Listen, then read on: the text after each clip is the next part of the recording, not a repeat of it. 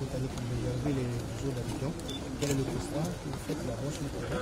Et ensuite, quel est le sort qui sera réservé justement à ces personnes qui occupent illégalement ce site? Merci. Je suis ici aux eaux d'Abidjan dans le cadre de visite de terrain que j'ai décidé d'entreprendre. Et ce matin, nous sommes allés déjà visiter le jardin botanique.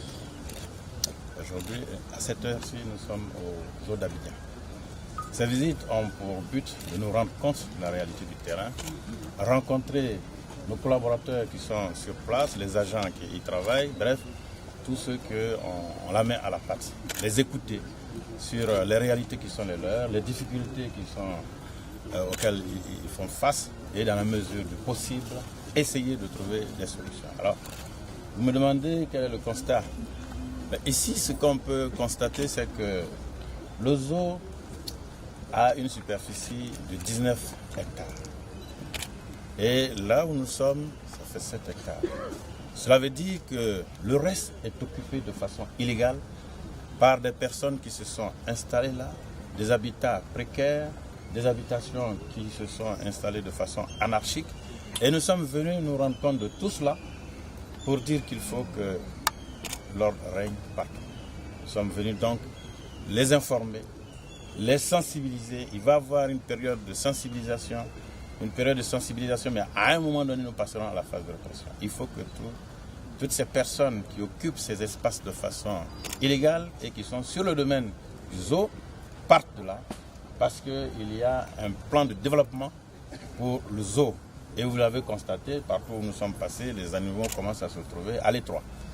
Donc le zoo est amené à occuper tout l'espace qui lui est réservé parce qu'il y a un titre foncier et il faut absolument que l'administration puisse exercer toute son activité, déployer tous ses moyens sur cet espace qui lui revient de droit. Est-ce que vous savez un peu comment ces personnes se sont installées ici? Non, mais je vous ai dit que c'est de façon clandestine, donc c'est la manière que je vous ai dit comme ça. C'est-à-dire c'est des gens qui, subrepticement, avec la crise, vous savez, la crise militaro-politique que notre pays a traversée pendant plus de 10 ans, le laisser-faire s'est installé, l'indiscipline a fini par être érigée en véritable culture, et les gens s'installent comme ça, ici comme dans les forêts classées d'ailleurs. Les gens s'y introduisent, il y a les Ivoiriens, il y a des non-Ivoiriens, et on a à faire face à toutes ces personnes qui sont là de façon illégale. Mais il faut que force reste à la loi, quoi qu'il en devienne, quoi qu'il en soit. Donc, peu importe la manière dont les gens se sont installés, mais à partir du moment où c'est fait en violation de la loi, il faut que l'autorité de l'État soit rétablie là aussi. Donc, peu importe la manière dont les gens sont venus, mais il faut qu'ils sachent qu'ils doivent partir. Ils partiront d'eux-mêmes ou l'administration se chargera de les faire partir. Merci. Le jardin botanique. Ah, le jardin botanique aussi, là-bas aussi, c'est le même problème. Vous savez, le jardin botanique a été créé en 1924 et c'est en 1956 qu'il a pris véritablement son nom de jardin botanique d'Abidjan. Il a une vocation pédagogique pour faire de la recherche et une vocation aussi pour participer à la préservation de la biodiversité.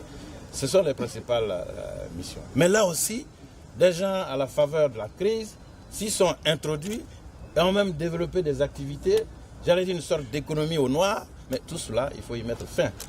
Donc, il y en a qui ont là-bas, on a déjà écrit à ces personnes-là pour leur dire qu'à fin 2017, vous devez partir. Vous devez faire place nette parce que aussi le jardin botanique doit retrouver la plénitude de toute sa superficie.